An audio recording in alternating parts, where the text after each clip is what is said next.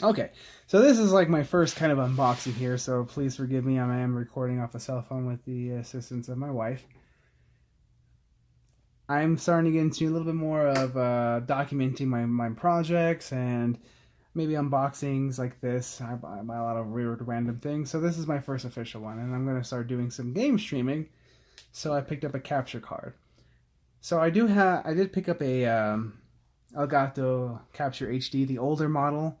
I'll offer up a really good price, but I mostly got that for my classic game consoles. Like I want to stream playing my Super Nintendo, my Nintendo, my Sega, all that fun stuff. That's gonna be perfect for that. But for my Xbox One X and my PS4 Pro, especially with Anthem coming up around the corner, and I'm already getting that on Xbox One X, I did not want to miss out on 4K. Even if I don't stream at 4K HDR, I wanted to be able to take advantage of. I play on a 4K HDR monitor. I have a 4K HDR TV that I play on, so that's why I picked up this one. And for the benefit that maybe I will actually stream in 4K, we'll see how that turns out. I'm not promising anything there, but I want to do a little unboxing of the AverMedia 4K HDR capture card. So the box is actually really nice. A lot nicer than I thought it would be. Got a nice little, I don't know what you would call that. Not really holographic, but Shimmer. a little shimmer. Sure, we'll go with that. Sounds good. Some little specs. I don't know if you guys need to know. 4K, 60 frames per second HDR capture. There we go. Full HD 240 frames per second high frame rate capture. So that's great if you're doing 1080p. You can do 240 frames per second. You got 7.1, 5.1, and if you need to read it in French, there you go, and Spanish. And of course, a little diagram. Oh yeah, hook up your PS4 Pro into this, and then yay, all that fun stuff. So the reason I'm not 100% positive I'm going to actually stream in 4K is the amount of bandwidth. Right now I have a 100/25 circuit. 25 meg upload might be enough to push 4K, but I don't know. I might give it a shot and see how it turns out. If it doesn't work out well, I'll adjust. So the box is pretty nice. Another box in a box. And now we have the card itself.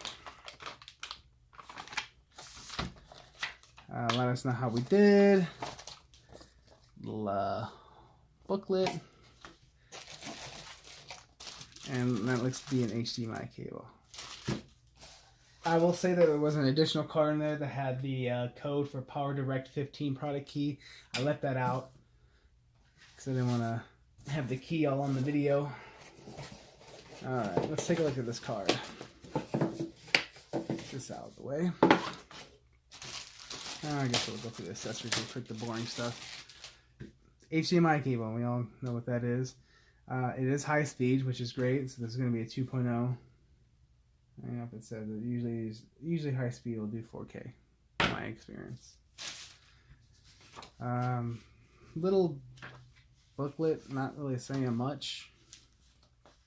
I would like to mention that this is going into my main rig, which I am running an Intel 5330K or 5830K Intel 6-core hyper-threaded. It's 3.7 stock. I'm running 4.2 overclocked.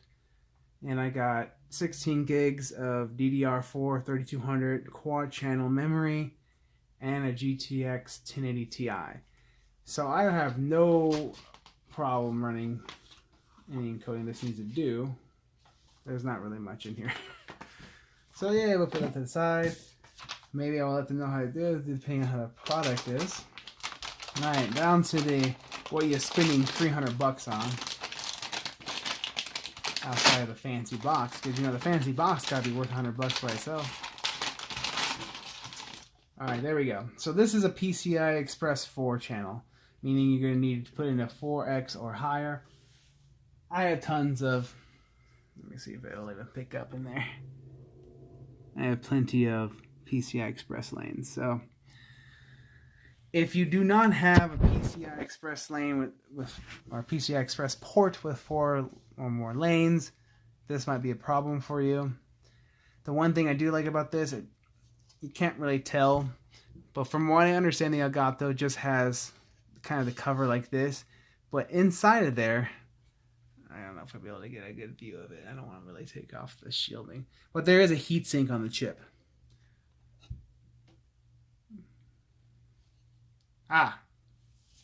Let's focus on that. Maybe. I gotta get a better camera. Alright, there we go. So you can see the heatsink in there. I appreciate that. I mean, I know these aren't CPUs or GPUs running 120 degrees Celsius, but, you know, it's nice to know that it'll probably stay cooler. And this is what's going to be the RGB lighting. Alright, so that's our unboxing for the AverMedia Live Gamer 4K. Once I get it installed on the PC, I'll do another review of how I set it up and how capturing and all that fun stuff works. So until next time.